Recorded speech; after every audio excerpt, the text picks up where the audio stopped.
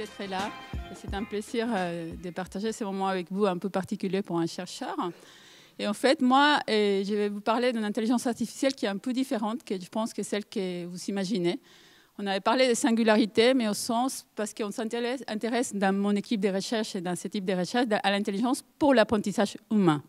Donc c'est l'apprentissage humain qui va faire intervenir des chercheurs pluridisciplinaires et on va travailler, on travaille depuis 30 ans sur des modèles qui permettent d'accompagner les humains, en particulier les enseignants, les apprenants, vous, en tant que parents, pourquoi pas, l'institution, à donner des outils pour accompagner l'apprentissage humain. Donc on va observer l'humain, son apprentissage, mais pas pour le mettre et les programmer dans un robot, c'est plus pour donner des outils à l'humain pour améliorer l'apprentissage humain.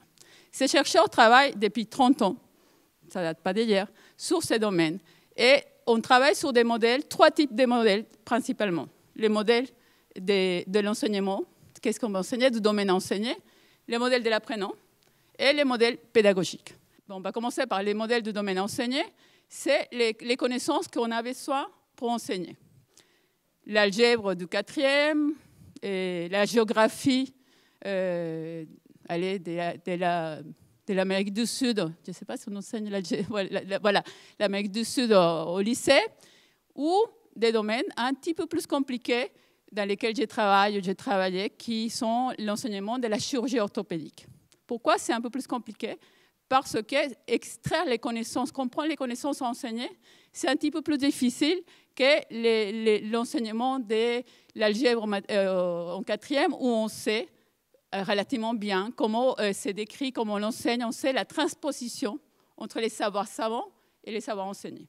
Quand on s'intéresse à la chirurgie orthopédique, le problème, c'est qu'il a des connaissances classiques, par exemple les connaissances déclaratives, l'anatomie, ou les connaissances procédurales, donc toutes les étapes pour résoudre les problèmes de la chirurgie en particulier. Mais il y a d'autres connaissances qui interviennent, qui sont les connaissances perceptivo-gestuelles. Je suis en train de faire mon geste, je suis en train d'opérer, je regarde une radio 2D alors que j'opère sur un corps humain 3D. Et là, ça demande des connaissances, des compétences perceptivo-gestuelles dans lesquelles je suis en train de faire mon geste et je suis en train de transformer mon information 2D dans un corps 3D. Donc ça, c'est une forme de connaissance qui est difficile à expliciter, y compris par l'expert. Donc là, si on vous demande d'expliquer, alors vous êtes des très bons skieurs peut-être, sûrement beaucoup d'entre vous, quoique vous êtes parisiens, donc c'est pas sûr. Donc vous savez skier très bien, mais vous avez du mal à expliciter. C'est la même chose avec un expert, y compris même s'il a fait pendant longtemps. Donc dans ces cas-là, l'intelligence artificielle, bien observer, bien annoter, bien prendre des traces d'action et faire un modèle computable pour pouvoir expliciter ces connaissances. Et ça, c'est le modèle du domaine enseigné. Mais ce modèle du domaine enseigné ne suffit pas. Pourquoi? En fait, le modèle enseigné, on l'a fait déjà, par exemple, dans les années 80, on a fait des très belles bases expertes et on s'est dit, si la machine sait, il sera enseigné. Ben, non, il y a encore d'autres dimensions à tenir compte, en particulier celle qui m'intéresse le plus, qui est le modèle de l'apprenant. Les modèles de l'apprenant, c'est là où il a une singularité. Cet apprenant on peut avoir des millions de données, mais cet apprenant, quand il est en train d'apprendre, a quelque chose qui est une pépite pour nous, qui est une singularité très intéressante, qui est l'erreur.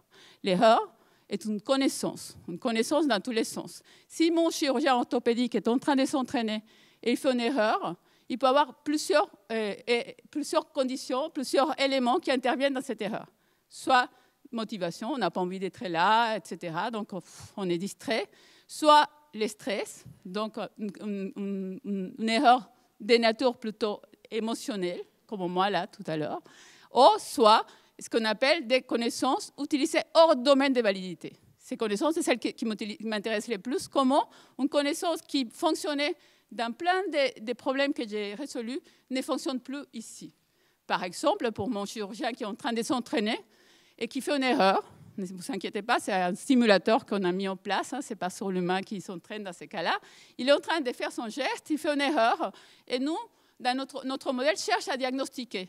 Est-ce que c'est parce qu'il était justement stressé et il faut travailler sur les compétences non techniques et comment mieux gérer ça sur des métaconnaissances?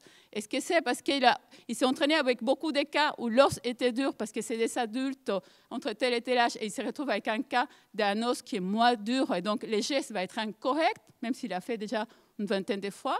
Est-ce que c'est parce qu'il a justement un problème de motivation, ça peut arriver, ou d'autres éléments, ou tout en même temps, en fait, ça peut arriver aussi. Et c'est là où les modèles de l'apprenant m'informent sur cet apprenant qui est particulier, qui est singulier, parce que toutes ces informations interviennent en même temps. Et la difficulté, c'est qu'en plus, cet apprenant évolue au fur et à mesure de l'interaction, il apprend, et donc ce modèle doit être dynamique.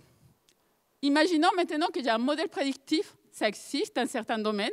En algèbre, nos collègues nord-américains savent prédire 2 ou 3 pas à l'avance que cet élève va faire une erreur. Il ne l'a pas encore fait, mais il va le faire.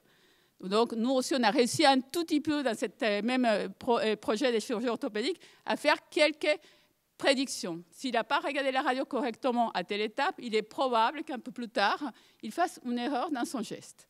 Même si on a cette erreur, qu'est-ce qu'on fait? Comment on fait? Quel est le feedback? Et c'est là où notre dernier modèle est important, c'est le modèle pédagogique. Comment planifier? Comment prendre des décisions pour donner un feedback immédiat, lui dire stop, tu vas faire là, non, oh non, on les laisse aller jusqu'à la fin. Faire son erreur, parce que c'est comme ça qu'il va apprendre, et puis peut-être travailler sur une forme de débriefing après, ou lui donner un feedback visuel, ou faire intervenir de façon collaborative dans un autre domaine des personnes.